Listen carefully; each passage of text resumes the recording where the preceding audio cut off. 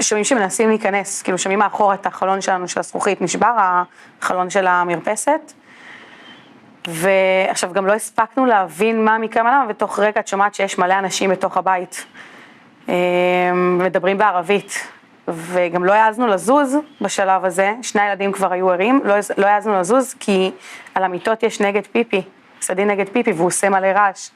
אז יצא שחיבקתי את הילדים על המיטה, אדם מחזיק את הדלת נורא חזק, אף אחד לא מעז לזוז, אפילו הכלבה הבינה שאסור לזוז, אסור, היא אפילו לא הלחיתה מרוב המצב הדרוך שהיינו כולנו. בעצם הם מנסים לפתוח את הדלת, אדם מחזיק את זה, אין לי מושג איך הוא הצליח, אבל הוא החזיק את זה ממש חזק, שהידית אפילו לא זזה.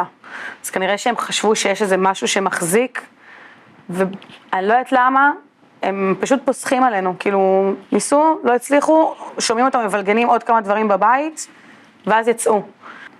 וכל פעם מישהו כותב, הם פה אצלי, וכזה, לא, הם פה אצלי, לא, הם פה, כאילו זה בא מכל כך הרבה חזיתות, שאת אומרת, כמה הם, כאילו, בוא נעזה, אנחנו קיבוץ קטן, 7:57, זה ההודעה האחרונה שאימא שלו שלחה, תשמרו על עצמכם, אני אוהבת אתכם. ואז הוא אומר לי, ניר, כאילו, מה כבר טוב יכול לצאת מזה? אני אומרת לו, תראה, גם אני שלחתי את ההודעה הזאת, להורים שלי, לחברים, גם אני שלחתי את ההודעה הזאת. אולי, לך תדע, כאילו, הוא אומר לי, ניר, היא לא נכנסה לוואטסאפ מאז. עוד משהו שאותי מאוד הלחיץ, אני באזור 8 בבוקר קיבלתי הודעה. עדי התקשרה אליי, אמרה שירו באמא, ושהיא לא יודעת מה לעשות. אמרתי לה, התחבא בארון, אבל חייב לחלץ אותה, כי אני לא יודעת מה קורה שם. שכן, הצליח לחלץ את הילדה.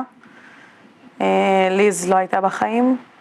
הוא היה ממש צריך להזיז את הגופה שלה כדי לפתוח את הדלת. ומאיר גם הבנתי שהוא ראה שאיפה שהוא היה, שזרקו רימון, שזה לא נשאר שם יותר מדי. כן, אבל לפחות הצילו את הילדה. בת 7. באיזשהו שלב, אין לי מושג באיזה שעה זה היה. הם עומדים במרפסת וצועקים צהל צהל מי בבית. החלטתי שאני דופקת על החלון ברזל, גם זה היה מאוד מאוסס, ומזל גדול שאיך שדפקתי היה בום, כי שנייה אחרי זה, את שומעת, מדברים בערבית וצועקים אטבח אל יהוד, אטבח אל יהוד. אחרי עוד, אני חושבת שזה היה באזור החצי שעה, 40 דקות, עוד פעם שומעים אנשים נכנסים לבית, והם צועקים משפחת סולטן, משפחת סולטן. עכשיו יש לנו שלט משפחת סולטן בכניסה, כולם יכולים לראות את זה.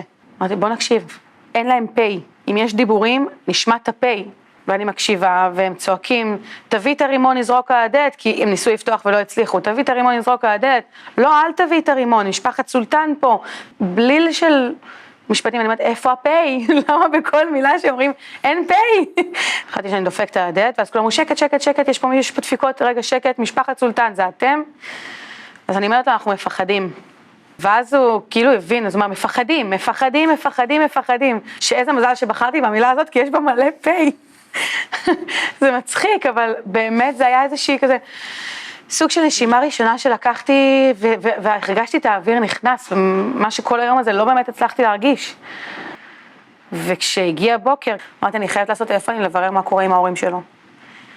התקשרת למנהל קהילה, יואב, ואני אומרת לו, יואב, תקשיב, אנחנו חייבים לדעת, גם אם אנחנו יודעים את התשובה, אנחנו חייבים לשמוע את זה רשמית, אנחנו חייבים, זאת אומרת, את יודעת את התשובה.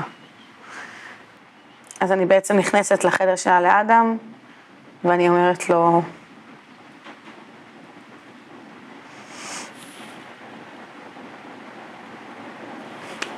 שלצערי זה המצב, ושהודיעו לי עכשיו רשמית.